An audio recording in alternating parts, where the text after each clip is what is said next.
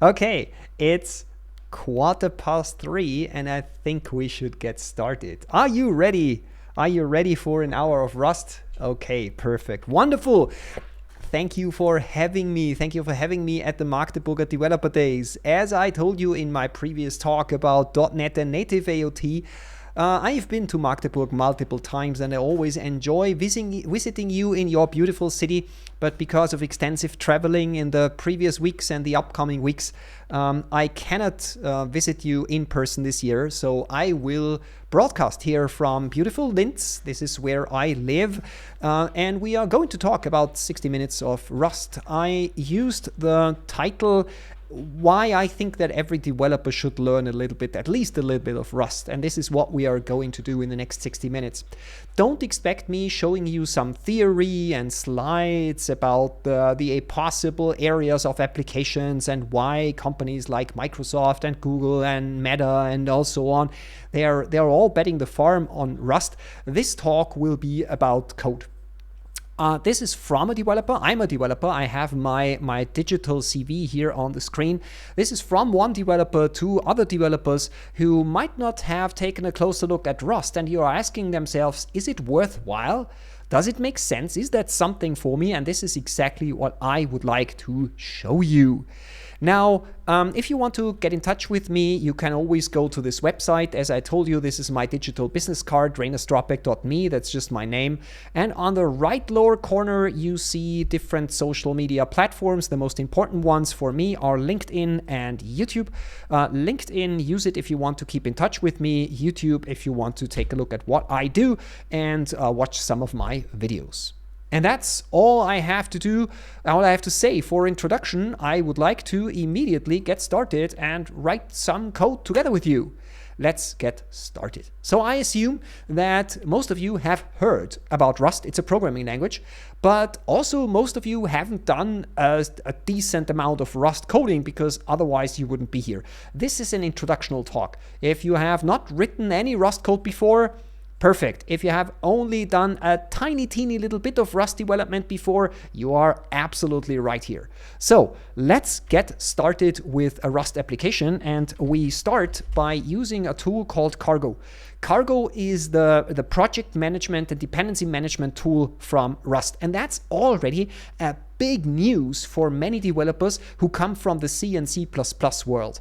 Yes, Rust has a super powerful and super professional dependency management system and project management system built in, and that's Cargo. So for .NET developers, this is probably not very new. You know what NuGet is and you know .NET.exe, but here in Rust it's called Cargo.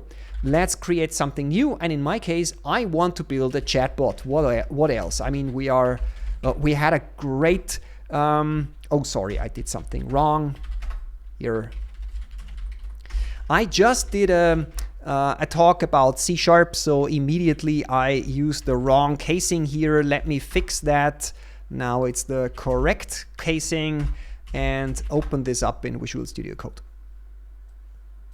Yesterday was an interesting development session from OpenAI. They announced a brand new GPT model, and I thought, hey, why not write a small little chatbot using the model that ChatGPT announced yesterday? And this is exactly what we are going to do.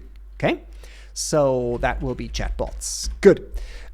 First, let me show you around. When you create a new Rust application and you open it up in Visual Studio Code, you will have a cargo toml file, which is essentially like in .NET, the CS_proj file, or in JavaScript, that would be package.json. And here it's called cargo toml. toml is similar to the good old ini files that you might know from very old versions of Windows. I think it's pretty self-explanatory.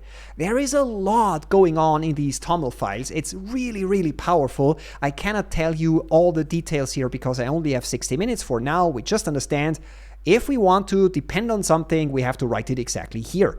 The source code itself is directly here. As you can see it, main.rs. Let me pump up the font a little bit. And if I zoom in, you will immediately understand what this program does. It simply says hello world. Now, The important thing here is this exclamation mark here. This exclamation mark is typical for Rust because this exclamation mark marks a macro. Print line is already a macro. Rust is heavily based on macros.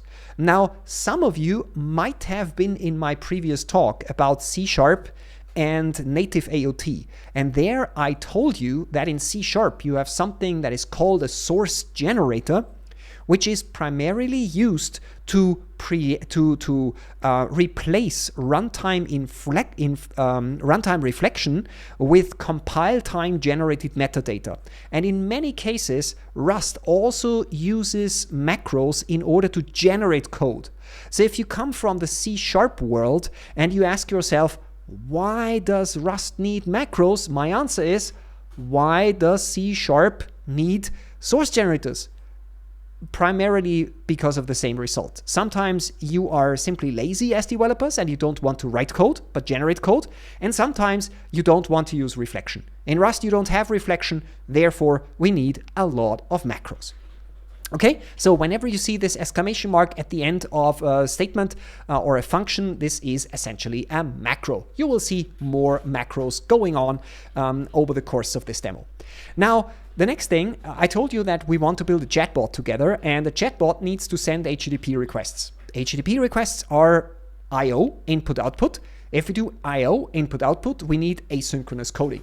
So the first question in every non-trivial application in Rust, well, not if you are building some low-level driver stuff, but if you build an application in Rust, you immediately end up thinking about asynchronous programming. And luckily, Rust has a pretty amazing and good story when it comes to asynchronous programming. The first thing that we need is we need a dependency. In Rust, there is a pretty famous technology stack, and this technology stack is called Tokio. Tokio contains a bunch of super interesting functionalities like HTTP client, a web server, a gRPC implementation, and many, many other things which implement the basis of asynchronous I/O. It's not baked into the core of Rust. If you want to add asynchronous input-output, asynchronous I/O to your Rust application, you already need an asynchronous runtime. And Tokio is probably the most famous one in Rust. And of course, we are going to use Tokio for our small little sample application. Now, as you know, maybe from C# or other languages, if you want to do Async IO, it has to start from the very beginnings. For the C# developers in the room, I know at Magdeburger Developer Days there are many C# developers. You know that there is an async main, right? It took us a bunch of versions in .NET until we got an async main. And the same is true for Rust.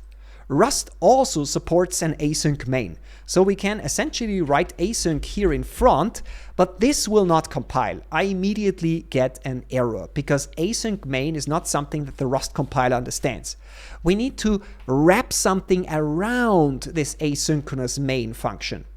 In C#, this is done magically behind the scenes and you cannot influence it. But in Rust, you can influence everything. So we need to explicitly make our main capable of being async. And for that, we are going to use Tokio. That is, again, this hashtag is again a macro. This is again very typical when it comes to Rust. We don't want to manually write code that embeds the async main and builds a main function ready for the operating system around it. No, we want somebody to generate this for us. And in order to generate code, we use macros.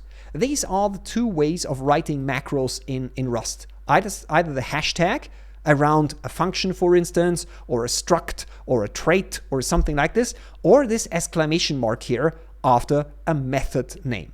So now we have an application which is capable of doing async IO. Looks very nicely. The next thing that we are going to add, and unfortunately I don't have too much time for that, we are going to add a crate which says anyhow. Anyhow is a very famous crate and is often used for error handling. I only have 60 minutes, so for now, just trust me. If you start with Rust and you want to quickly get up and running, take a look at anyhow or simply use it as you are going to see me using it in this example. If you want to dive deeper into Rust, you definitely should watch some videos about anyhow or read the documentation closely, because anyhow is super important. Once we got anyhow, we can use anyhow. We can say use anyhow, and here we are using something which is called result. And here we can specify that main returns a result. This result here essentially says main either returns OK. In the OK case, we return nothing. This here, what you see here, in Rust, is the so-called unit type. It's like void. In C#, you would say void to that. Returns nothing. Okay? In the positive case, it returns nothing. But it can also return an error. Result is a so-called enumeration. It either is OK with some optional payload, or error with some optional error case. Okay, so this is what we do. We don't use an integer value with, let's say, negative values to indicate errors and positive values to indicate success. This is kind of ugly. In Rust, we don't want to have these ugly things. We want to be very expressive when it comes to data types. And result is exactly that. It has two clear states, OK and error. Okay, this is what we do.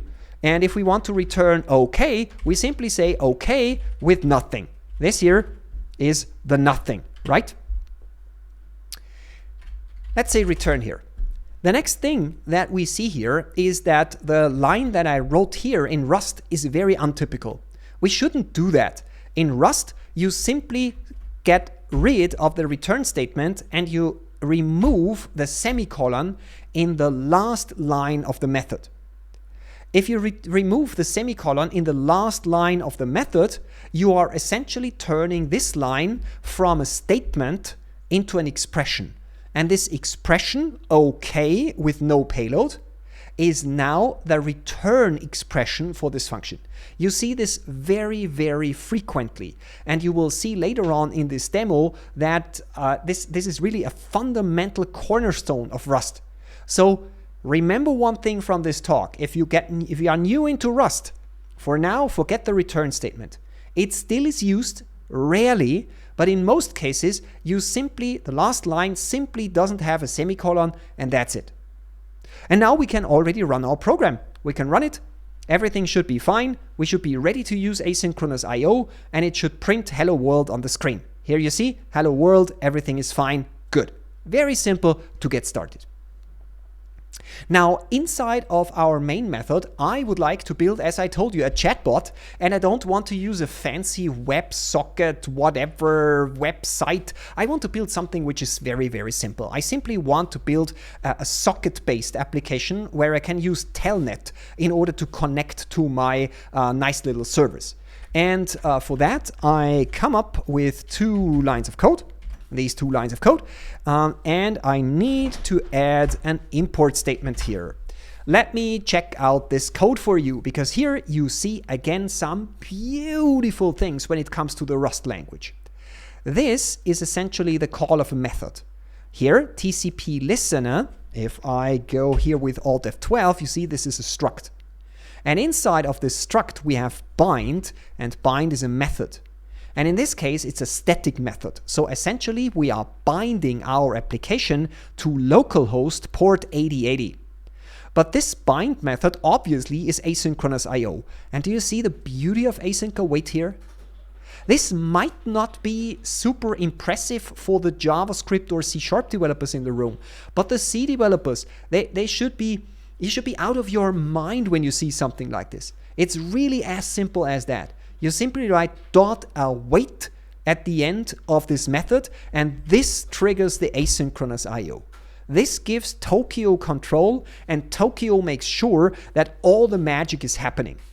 What you might know from JavaScript, think of promises, or what you know from C#, think of tasks, are futures in Rust. So if we take a look at the bind method, we are going to see that this bind method at the end of the day returns a TCP listener, and this is somewhere down the technology stack a future, and with this .await we are essentially awaiting on a future.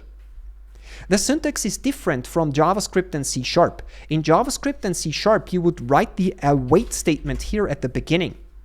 But I don't particularly like this concept, because how often have you had a problem like that? Await, I don't know, file.read async, something like this. And then you want to continue the call with dot do something, right? If you do that, you get an error in C# or in JavaScript, because this should bind more closely, and you want to call dot something on the result of the await statement. If you want to do that, you have to write in C# or in JavaScript await file.read async, and you have to put it in parentheses, and then you can call do something. But because Rust takes the await here at the beginning and puts it at the end, it works perfectly fine to write dot something, and now I can continue with additional functions. So I can have some async method dot await, some additional method, a third method dot await, dot fourth method. I think you get the idea. So you can build these nice little constructs where you dot into various functions, and it works perfectly fine with this dot await here at the end. But essentially, it's conceptually very similar to async await that you might know from C# and JavaScript. Now, the next beautiful thing here in Rust is this question mark operator. This question mark operator is error handling. This question mark operator essentially says, if something bad has happened on the left-hand side, then return the error and stop the execution of this method. If the left-hand side was successful, continue. You have to understand that Rust doesn't have exceptions. Exceptions don't exist in Rust. For good reasons. Yeah? We don't want to discuss whether exceptions are good or bad. Ask ChatGPT or your favorite chatbot if you want to know why exceptions are not always the best. Rust doesn't have exceptions, similar to Go. Go doesn't have exceptions either. So we always need to check on every statement if there was an error. But in Rust, we don't need to.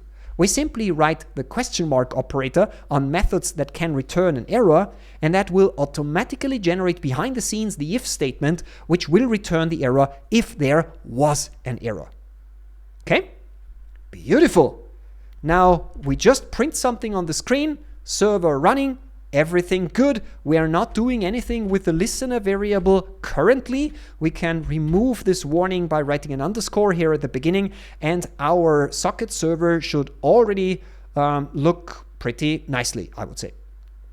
Now I want to wait for customers to connect to my beautiful socket server. So what we do, we will create an endless loop. Rust has a dedicated statement for endless loops. It's called loop. So you do not need to write while true or for semicolon semicolon. You simply say loop, and that is an endless loop. And here we are going to take this listener and call the accept method. And now you are already experts. We can simply say dot await question mark. Okay, this listener.accept essentially starts the server, the socket server, and waits for incoming connections. Now, listener.accept returns two things. On the one hand side, a socket and an address information. I'm not interested in the address information, so what I can do is I can define a variable socket and destructure this thing directly into using this tuple syntax. So I'm essentially saying I'm only interested in the socket. I'm not interested in the address object, as you can see here. So we're using deconstruction. If you might know this term from C#, and we ignore the second output parameter. It's simply something like a tuple that comes back. And this is now our socket connection. We already did asynchronous IO, and we already did error handling. Isn't that beautiful? I really like this kind of working. Now, whenever somebody, by the way, we don't need this OK anymore. Whenever somebody is connecting to our socket server, we need to handle this connection in a dedicated thread. And for that, we are going to use a method from Tokio. We are saying Tokio spawn. I will accept the suggestion from GitHub Copilot, but get rid of some of the code. This Tokio spawn is like in C# a task.run. It's conceptually very similar to a task.run. I cannot give you an example from JavaScript because in JavaScript you only have a single thread. But for those C# developers in the room, now you know how a task.run looks like. Not very difficult, right? Again, we are preparing here a method. This is similar to a closure. You are simply writing a method. It's an anonymous method. We are decorating it with async, like you would use an async decorator in JavaScript or in C# for a method that uses async await. And what this move means, I will tell you more about that in a second. Now let's print something. Print line. New user connected. Something like this. And yeah, then we can do something. Okay? I think that is nice. Maybe we send something back to the user. So we can say socket.write all, and then we say simply hello world, something like this, and use here send some bytes. I will tell you in a second what this is. Then we say await. That's the first few things. Let me tell you a little bit more. Now this socket here currently gets an error, and it tells us that it cannot borrow socket as mutable. What does that mean? Now you have to understand that a socket internally, a network connection, is an object that has a state. It has some fields in it, and those fields can change. So the write all method manipulates the object. And what we see here is a super important concept from Rust, which I find beautiful, if you ask me. Variables in Rust are immutable. Yes, you heard correctly. Variables are immutable.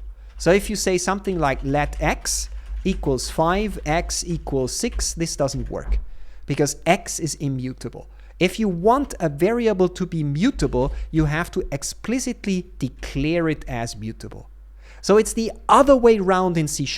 In C#, in some contexts, you can use keywords like read-only, or you can create a property which doesn't have a setter, for instance. In Rust, it works differently. In Rust, it works the other way around. If you declare something like this, the thing is immutable. If you want to make it mutable, you have to explicitly declare it as mutable, as you can see it here. Okay, in this case, I'm telling Rust, okay, I know I'm not handling the result here. I simply want to ignore whatever comes back from write all. And with that, we already have a working program, and we have learned a bunch of things. We have learned about Tokio, about async await, about the error handling. We have learned about mutable, immutable thing. We have learned that there is a loop construct. Let's try it. So let's cargo run this guy. Good. Server is listening. Let me get this one up here and say telnet localhost 8080. Let's put that on the right and say enter. And what we see is we get a new user connected, perfectly fine. We see the hello world, and then we are immediately closing the connection because we don't do anything in the loop, so our program ends. But wait a second. There is a socket. I never dispose the socket. I never clean up the socket. I never free the socket. The C and C++ developers in the room should now have a hurt in their stomach. They should say, hey, this is bad code. You have to free memory because somehow you have allocated, or in this case, reserved the socket. You have to free it, dispose it somehow. Not in Rust. Rust doesn't have a garbage collector, but Rust has a very detailed and intricate version of keeping track of all the things that your application currently owns. The concept is called ownership. If your application, in this case the variable socket, owns something, then this memory will automatically be freed when the variable, in this case socket, goes out of scope. Okay? And in this case, we are moving the socket into this function here. This is the move method.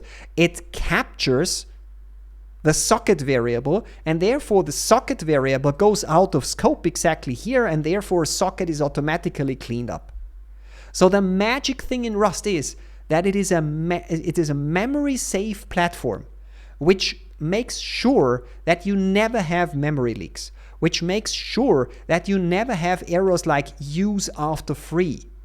That makes sure that you never have race conditions and forget to use a semaphore to protect memory which is accessed from multiple threads in your application. All these bad cases, which are even possible partly in C#, they cannot happen in Rust, at least not in safe Rust. If you use unsafe Rust, this is microcontroller programming. Things are different, but we are not talking about that today. So Rust is a memory safe programming language without the garbage collector. And that's a really, really great news for many developers. If you want to learn more about, yes, question, come on. Very good question. Very good question. You simply cannot work anymore because in this case, it understands that the socket here is used inside of this thread. And this is not allowed because socket is owned by this variable and it remains the owner. So suddenly we would have two owners of the same memory, and that is not allowed.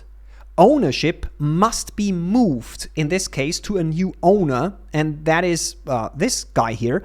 And this must be done using the move keyword in this situation.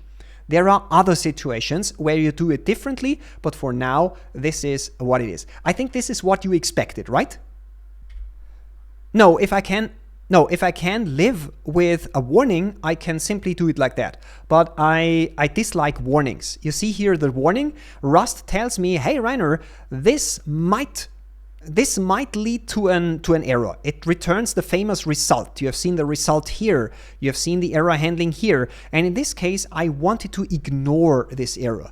I don't want to stop the application. I simply want to ignore the error. And in order to make it go away, I can do it like that. What I also could do is I could do a question mark. But this does not compile. Does anybody see why? I have my result here. The reason why this doesn't compile is because this question mark relates to this lambda method, to this closure, and this closure doesn't return a result. So I cannot write the question mark here. What I could do, if you want to know the details, I could say .unwrap. Unwrap simply means if there is an error, panic. Panic means stop the thread, stop whatever you are doing. It doesn't make sense to continue anymore. Hard stop. Red emergency button. Press, press, press. This is unwrap. Unwrap says if there is an error, stop everything. But this is not what I wanted to do. Therefore, I didn't want the warning, so I simply said ignore the result. I'm doing that on purpose. Give me a second. Give me a second. I mean, we're only at half of the. We are only on half of the talk. we will do that. Don't worry. So okay, good. So you have seen a little bit, and now I would like to write a tiny little function, and I will copy in a little bit of code so I don't do too many typing mistakes. Okay, let me do the necessary imports. This is Tokyo, and then I will also do that one, and then I will show you the code. Okay, beautiful. So let's return an OK, and that is an input empty for now. But we will get rid of that in a second. Good, now we have a bunch of warnings that we have so-called dead code. This is also something beautiful in Rust. When Rust detects that you have unused variables and dead code and things like that, you always get a warning. You can allow things like that, so you can disable these warnings, but by default you get a warning when you write code that is never used and cannot be used. So you don't export this symbol, it's inside of your program, but you don't use it, you get a warning. That's the default behavior. Now let's analyze this method. It's called getUserInput. It gets the socket as an input parameter, and just as I told you before, also with input parameters, you have to be explicit whether the input parameter can be manipulated or not. This ampersand here means I'm passing in a reference. The C developers in the room would say this is a pointer. But if you do it something like this, then this would be a read-only pointer. If I do it like that, that would be a pointer on which that I can manipulate. I can call methods on this TCP stream that manipulate the object. The result is again the result, but in this case we have something more interesting. Because up here I said result void, but here I say result input, and that's essentially saying, hey, if everything is okay, I will return something from this up here. If something bad happens, I will return an error. So we can use the question mark operator again. Now, what is this strange thingy here, this input thing? This is an enum. And this is again something that is amazing when you come from TypeScript or C# or languages like that. Enums are not just enums like in C# or TypeScript. An enum can have a type. In this case, the input can be empty, so the user didn't send us any input, or can be a question with a valid string on it.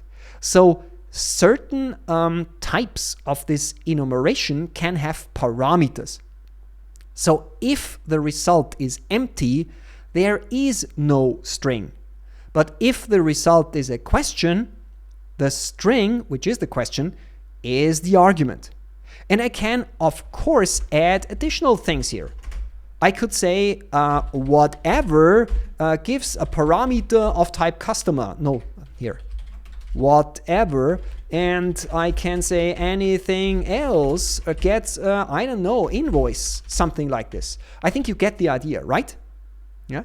You get a union data type where each type of enum value has optional arguments, or in this case non-optional arguments. String is mandatory if you pass in a question. That is super interesting and gives you a lot more power when it comes to defining your data types. It's similar to a class or a struct in C#, but with the addition of having the concept of an enum built in. Such enums in Rust, they can have methods. They can implement interfaces. In Rust, interfaces are called traits. They can do a lot of things. They are really powerful data types. So if you think you know enums from C# or TypeScript, you will have a kind of surprise waiting for you in Rust, because enums in Rust are way more powerful. Next line here is this buffer. This buffer is an array. It's an array of, in this case, integer 32s, as you can see it here. And we have a length of 1024 bytes. And we initialize these 1024 integers, and we initialize them with 0. We could also write 9, then we would get 1024 integer values initialized with 9. But the important thing in Rust is that those arrays that you see here must have a size which is defined at compile time. This must be a constant. So you can never, like in C# or JavaScript, say, hey, I want to allocate an array with 1000 elements, and the 1000 is something that you ask the user for. That's not possible. If you want to use arrays, they must have a static length, a length that is defined in a constant, not a variable that comes from user input, database, or somewhat. If you want to have an array with a flexible length, then you are going to use a vector in Rust. You will see vectors in a few more minutes. Why is that the case? Because, listen closely, I choose my words carefully. Arrays in Rust live on the stack. C# developers, it's like stack alloc in C# by default.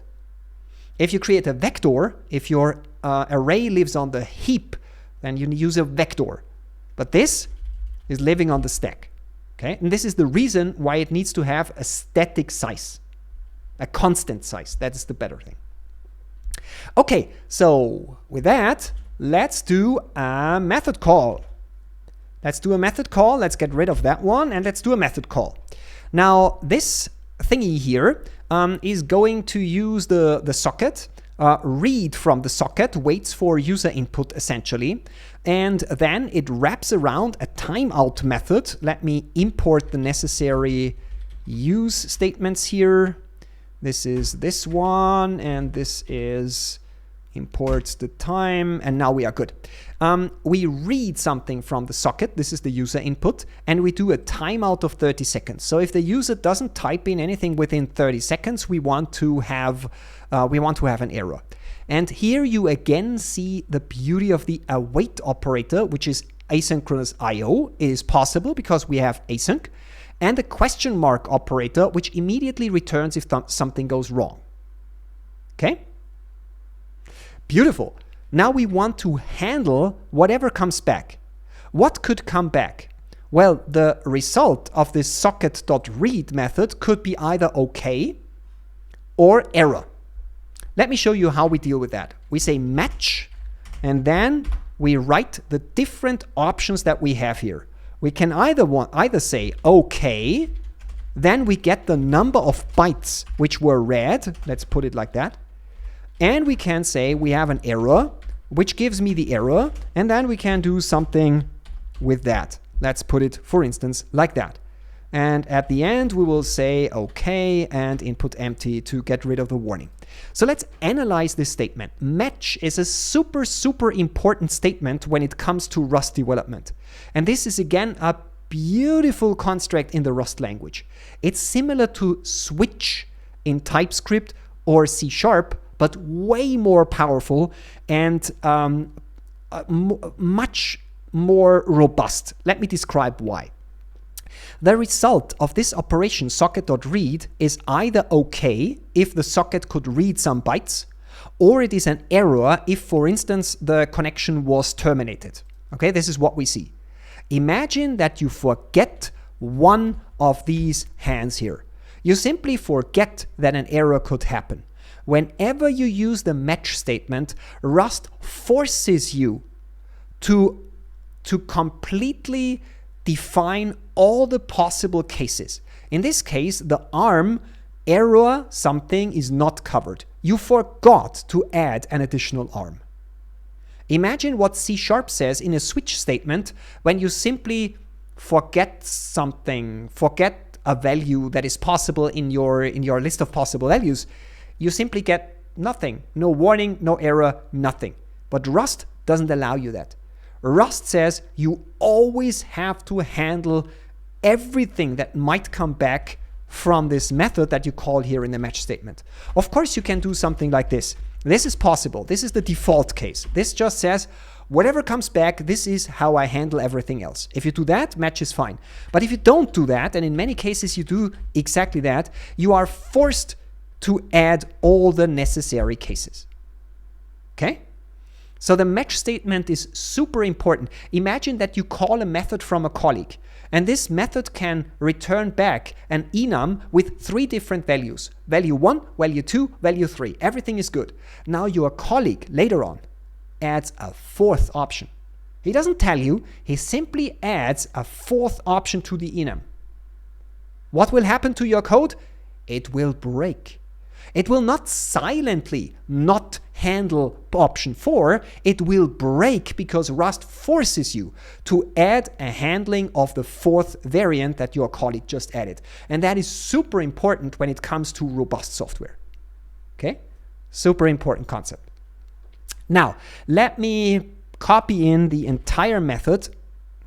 We only have 1 hour, so I have to copy in some code, and I also have to change my use statement up here. So, oops. Now we are nearly good. We are nearly good. You see, here what I do here is if we get 0 bytes, then we simply say the connection was closed. The user didn't send me anything, 0 bytes, I can't live with that. If we get a \n or a \r and \n, we say okay, but the user input was empty. As you can see it here. We can change this one. I just saw that here to input empty. Yeah. Input empty. Please take a look at this beautiful syntax. If we get OK with 1 byte, then we check \n. If we get OK with 2 bytes, then we check \r \n. If we get OK with anything else, we simply return this anything else. I'm storing the number of bytes here in a variable. And if we get an error, and in this case, I'm really using the return statement, we return from this method and we early return and say we have an error. This is no longer okay. Do you see okay here? Okay. Everywhere okay, but here and here we say error. Here I'm just using anyhow to construct an error string. In C# or JavaScript, you would use an exception message, for instance, here. Last but not least, we take the byte buffer and turn it into a UTF-8 string. We ignore possible errors when decoding that string from UTF-8, and we simply return this thing as a question. Let me change that a little bit. So we say input question, exactly that one. Exactly that one. This is what I wanted to see. So in this case, I am simply reading, checking whether the input results in an empty input or in an error, and turning the byte array that I get from the socket into a string. That is all we do here. To be more specific, I'm going to use into owned here. It's a little bit more performant. I will not go into the detail. Just trust me, it makes sense. Let's add this method here. Do you see this method? It's the user loop. Inside of this user loop, we are going to do an endless loop. This will be the interaction with the user. Input something, output something, input something, output something. And GitHub Copilot is already suggesting a little bit of code, and I like this code. What GitHub Copilot says is, in a loop, we are waiting for the user to send something. And when the user sent something, which is a question, then we simply say, you asked, take the question, and send it back to the user. So the user will receive kind of echo back to what he said. Okay? Beautiful. Now let's try that. Let's go up here and rebuild what we have here. In this case, we are simply saying we have the Tokyo spawn, that is correct. So we need the user loop. This one, we pass in the socket, we await everything because that is an asynchronous method. And if, do we do anything else? Yes, we match around that and we say if the return was okay, then the user disconnected, match. If it was error, then we print the error message on the screen. And I think with that, we are pretty good. Let me try it. So, cargo run. Okay. Yep. Let's telnet. Hi. You asked hi. Awesome, isn't it? Hello. Perfect. Now we can wait. We can wait for 30 seconds. Maybe you have a question regarding that code. Otherwise, we have to wait for 30 seconds until our timeout really works. So, yes, you have a question. Okay. The anyhow thing. I only have 15 minutes left and I really want to have a chatbot. So by the way, now the deadline has expired exactly as we defined it. Can you remember? This was the timeout here. So we got the timeout and the connection was closed. So this worked. Okay, perfect. Now the anyhow thing. In Rust, if you want to return something that might be an error or might be okay, you are using this data type, result. Result is an enum which says the result is either okay, then you get the payload in the okay case. Oh, it wasn't a good idea to use red here. I'm going to use green as an indicator for everything is okay. If something went wrong, you return error and you can return additional error information. So that is an enum. Now, what you saw here in my code is that I didn't specify an explicit type for the error. I simply used strings. Do you see it here? So I didn't write a library where the method must must exactly specify which data types could happen, which error types could happen. It's similar to a C# method that can throw an exception. You never have to declare in the method signature which exception are thrown. Whenever you have a certain exception, you simply throw it. Okay? And this is what anyhow does. It makes error handling a little bit simpler because you do not explicitly have to define all the different error cases. If you don't use anyhow, you have to be way more specific. You have to exactly tell the user of your function, I can return this and this and this and this error possibilities. So you, as the user, you have to handle all 4 error cases which are possible. Much clearer than in C#, where you have to handle any exception type, and hopefully the developer wrote it down in the documentation, but at the end of the day, a new exception could be added and you will not handle it. In Rust, you have to be specific, and anyhow remove this burden of having to be explicit. And I only have 60 minutes in my talk here, so therefore I made my life much easier and used anyhow. If you visit in some time in the future a Rust training with me, we would spend half a day only talking about error possibilities, and then I would tell you more details about result, about anyhow, about this error, and a lot of related crates. I'm super sorry that this was a short answer, but I hope that at least you get a little bit of an idea what I meant. Is it okay? Can we keep it for that? Good. Very good. Now, I want to have a chatbot, and for that, I wrote this user loop. In order to build a chatbot, we obviously need to talk to a web API. And luckily, there are crates for that. And that is, for the C# and JavaScript developers in the room, again, that is nothing special. I mean, if you want to talk to OpenAI from JavaScript, what do? You simply go to NPM and you look for the API for OpenAI, and that's it. If you are a C# developer, you go to NuGet.org, you look for the NuGet package, in this case from Microsoft, you install it, and you are good to go. But if you live in the area of system programming languages like C and C++, professional dependency management is something that you can't take for granted. But in Rust, you can. There is, for instance, a crate. These things are called crates, which is called Async OpenAI. It is not an official API. It's a community-maintained API, but still it works okay. And in this case, I simply say, hey, I would like to use Async OpenAI. And that pulls down, you see it down here. It pulls down all the necessary dependencies into my program. I don't need to do anything magic. I just extended my program with the capability of accessing OpenAI. And another very important thing is that Rust does not pull in binaries. Think about C#. If you pull in a NuGet package, then this NuGet package is essentially a zip file with DLLs in it. That's not the case in Rust.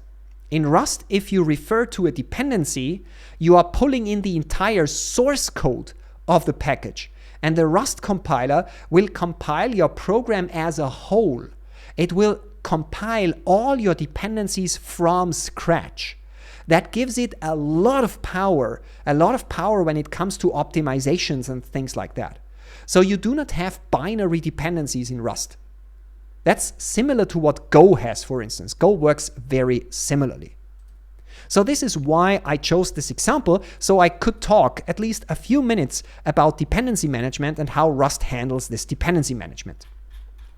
Now, because of the time, I will simply copy in the remaining dependencies and I will do a code walkthrough. You see, I now have my dependency on Async OpenAI and the whole Tokio stuff which you have seen before. I just added the dependencies to Async OpenAI. And then I am going to replace my user loop. Don't worry, it's not a lot of code. It's just a little bit of code. Here it is. What does this code do? Well, it's very simple. Well, the prompt, we can do the prompt here. You are a helpful assistant for people who visit Magdeburger. Now, for people who visit Magdeburg. Okay, sounds good. What I do here in this example is I'm using OpenAI, the GPT API. In this case, I am simply building the system prompt, which simply tells GPT that it should be a helpful assistant for people visiting Magdeburg. Then I am going to get the user input, so I'm waiting for the socket to receive a question of the user. Then I am pushing the message that the user said into my chat completion request. This is just the data that is sent to OpenAI. And then I am sending the request to OpenAI. In this case, I use the model which was launched yesterday, GPT-4o. And at the end of the day, I print the result on the screen of the user. Now, the important thing why I did this example is to show you that although Rust is a system programming language, it's really simple to do application development. I mean, think about how this would look like in JavaScript or C#. It would look very, very similar. If you are completely new to the ChatGPT API, then you might not know what the chat completion request is. Just trust me. It's just the message that you send to OpenAI. But at the end of the day, you are putting together the payload. You are creating a request. Then you are creating the request. This is just the request specification. Then you are sending this thing using async await. You get back a response. You go to the choices. This is something that you get back from OpenAI. You look up the message. You look up the content. In this case, I am consciously ignoring errors. I'm telling the system if an error appears here in this location, then crash. There shouldn't be an error. I consciously don't use the question mark here. And then I send everything back to the user.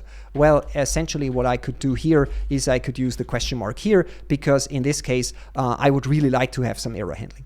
So you see, Rust is a system programming language. You can use a smart vacuum cleaner. You can build a smart vacuum cleaner with this stuff. You can program microprocessors which don't even have an operating system on it. But on the other hand, you can do application development like listening to sockets, calling web APIs like OpenAI. The code looks similar to C# or JavaScript. You might not know what asref means.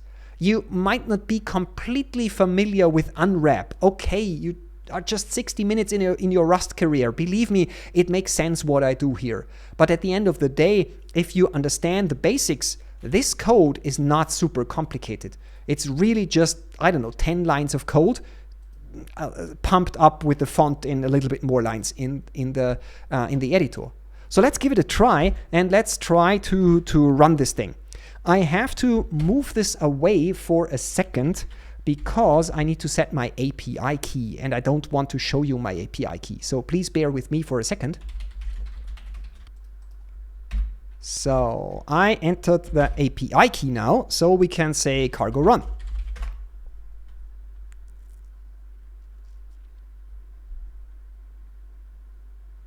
Do you see what's going to happen here? Everything is compiled from scratch. You see here the request package. We never directly reference the request package, but Rust builds everything from source. So because we have a dependency on the OpenAI library, the OpenAI library uses request, the request package, and the request package is compiled from source. That is a very important point that I wanted to show you, because that is different from what you might be used to in C#. So let's telnet into. I am not so familiar with Magdeburg. I will be in Magdeburg for one day. What sites should I visit? I'm not using streaming here, so we will have to wait for a few moments, but still, this is the GPT-4o model. If you haven't watched the presentation yesterday from OpenAI, did you see how fast this was? If you have used ChatGPT-4 before, you would have to wait, I don't know, a minute until you get all this text generated.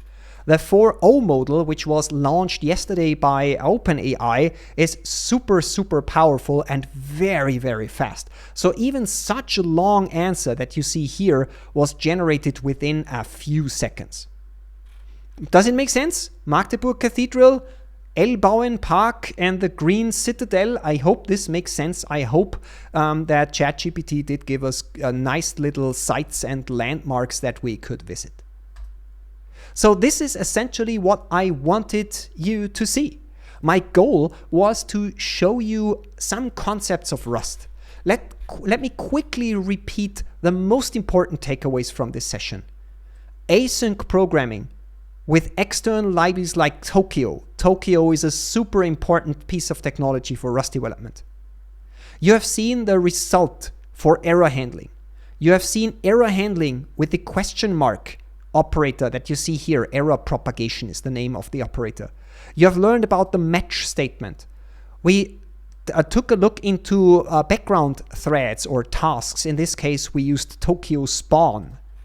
We have taken a look into mutabilities, into enums. You again have seen a match statement here. You learned something about arrays and vectors that you can see here. And finally, on a very high abstraction level, you hopefully saw that Rust isn't complicated if you do application development. But don't get me wrong, Rust isn't Go. Rust isn't TypeScript. Rust isn't even C#. So if you really want to become a Rust developer, you will have to master a steep learning curve. Rust isn't a trivial programming language. If you want to master Rust, it will take you weeks, if not months of practice, because Rust is a very powerful language and it is a very versatile language. You can program an intelligent vacuum cleaner and you can also program your huge data center clusters. And from this versatility comes a lot of functionality and you have to master that. I hope you got an impression and I hope you are now hyped to get deeper into Rust. Thank you for being with me for this 60 minutes, and I would now like to open it up for questions if there are some. For those of you who have to run early, who have to leave early, it's already quite late in the afternoon. Thank you for visiting my session. This was my last session at this year's Magdeburger Developer Days. I really enjoyed being with you. Have a beautiful evening. And for those of you who still have a little bit of time, ask your questions. We are now opening up for questions. Thank you very much for coming.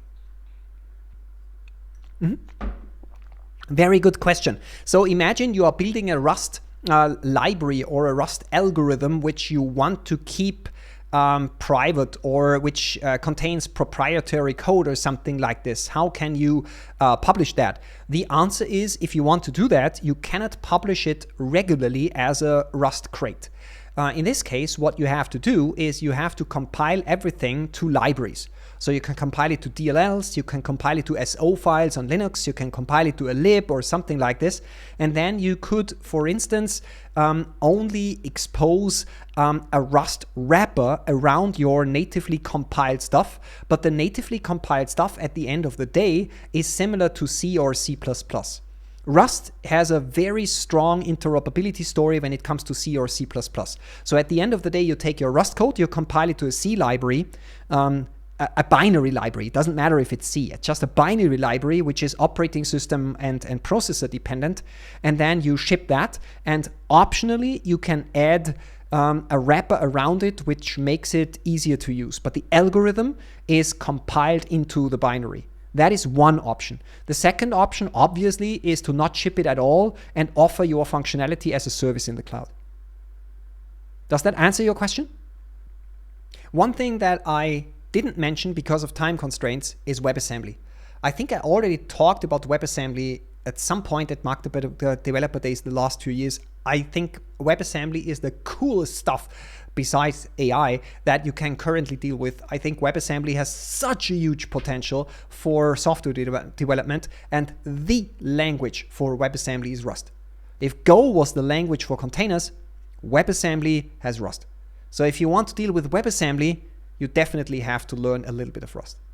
No, I wouldn't. There is a second crate, which is called this error. This one. And this error is typically used when you build libraries which are reusable and which should document very clearly what error conditions could happen. So anyhow, and this error, they essentially serve different purposes. Think of the following. You write an application, and if something goes wrong in a method that you call, the only thing that you do is you take the error message or error condition, you format it to a string, and you write it to a log file. If this is your error handling, anyhow is perfect. This is exactly what you want, because anyhow gives you an error condition which is extremely flexible and which can be turned to a string in a very simple way. This error is exactly the opposite. This error forces you to be very specific about your errors, and therefore is much better if you build a library where the user of the library wants to write his own detailed error handling depending on the error state. Thank you very much for coming. Have a beautiful day, a beautiful few days at the Magdeburger Developer Days. I send you all my love from Linz. Tell the organizers they did an awesome job. I don't know if somebody is in the room. It was perfect to have me to be here as a remote speaker. With that, I wish you a beautiful evening. Bye.